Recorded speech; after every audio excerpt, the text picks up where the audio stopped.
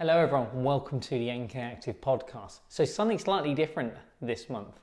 We're actually going to be releasing 2 episodes, and both the episodes it's going to be me, Nick, just chatting to you guys about different types of shoes that I've been wearing for a long period of time. So this episode is all going to be about the Osaka IDO hockey shoe, the world's first hockey shoe. And if you remember back from previous episodes, we had a chat with Paul Griffin, one of the people who helped design this shoe and bring it to market. And I was very fortunate enough to get sent this pair of shoes in my hand that I didn't pay for to try and have a play with during hockey. Now, I got this sent to me some time ago, but then COVID hit, so hockey's been a little sporadic. But now we're getting back into the swing of things. I've most probably done about 20 matches in these and about 20 to 30 training sessions. So I think I've now really given them a good test. So, what do we think of these shoes? In a nutshell, I absolutely love them. They are the world's first hockey shoe in my opinion. There are different shoes out there who are labelled as hockey shoes, but I think this is the first shoe purely to be designed as a hockey shoe. And for version 1, this is very, very impressive. And what we'll do now is we'll run through the positive things, and then we'll run through things that for me personally, for me as a hockey player, that I think needs to be improved on. First thing is the grip on these shoes. As we remember when we chatted to Paul in the previous episodes, we can look at the bottom of these shoes and we can see the lugs go in different angles. Well, that's because hockey is a multi-directional sport.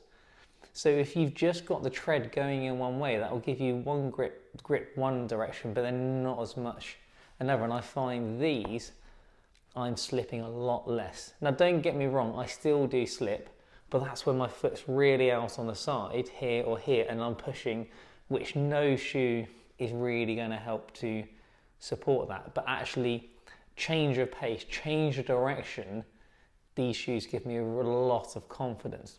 And they have been shoes that I've been recommending to a lot of my fellow hockey players, and everyone that has worn these shoes have been like, oh my god, they are amazing. They are really, really good.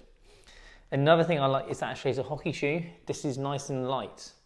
They're not overly heavy at all. They're nice, a lightweight hockey shoe. Some things that I would most probably look to want to try and improve is the lacing system. For me, you can see here, it's done up quite tight. So trying to get that point where it laces up and my foot feels nice and secure. Sometimes things have to be done up quite tight. And for me personally, I would like the material to be a little more compliant, a little bit softer. So these are firm, but they're still extremely comfortable. But for me, I would happily have a shoe that didn't last as long, but was a little bit softer. But I naturally have a very high arch, stiff foot type. So even when you look at all my training shoes, I naturally really like a shoe with lots of cushioning in. That's just naturally what my foot likes. Also, with these, is the heel grip around here, how well the heel cup fits the foot is actually really comfortable as well. So I don't get much slipping around, moving in the shoe.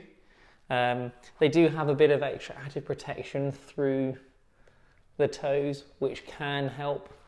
Personally, I'm of a mindset that we may not need that and they could save some weight by taking that away. But it does hurt a little bit less if you get hit on the foot in one of these compared to any other traditional shoe. So overall, it's a really nice shoe. It fits well. It's nice and wide. It's got that width in the front, and a lot of the other traditional hockey shoes have just been shoes made from football boot last and then changed to then try and suit a hockey shoe, whereas this was designed from scratch. And they do have, I believe it is called the Kai also. So this is going to be labelled as their match day shoe, and the Kai is going to be labelled as their training day shoe. So when you think about running, Running, you have your race day trainers and you have your training trainers. Well, why can't the same be for other sports as well? So the Kai, I believe, will come in slightly cheaper than what these do. But so far, as you can see, I'm going to try and get a bit of a close-up. They've had some fair old use so far, and they've actually worn pretty well. So for me personally, I would happily take something that's a little bit softer, that doesn't last as long, and that would help me personally. The thing that also is quite nice is you can see one of the reasons it helps with the grip is that it does curve up around the side of the shoe. So I do find that if they change in direction suddenly, I don't tend to be falling over as much as I was when I used to play in Solomon speed crosses. And with those, you used to be able to see on those that the one areas of the shoe would wear much quicker. The outside, the lateral border of the shoe would wear so much quicker. And I think a lot of that was just due to that sudden change of direction.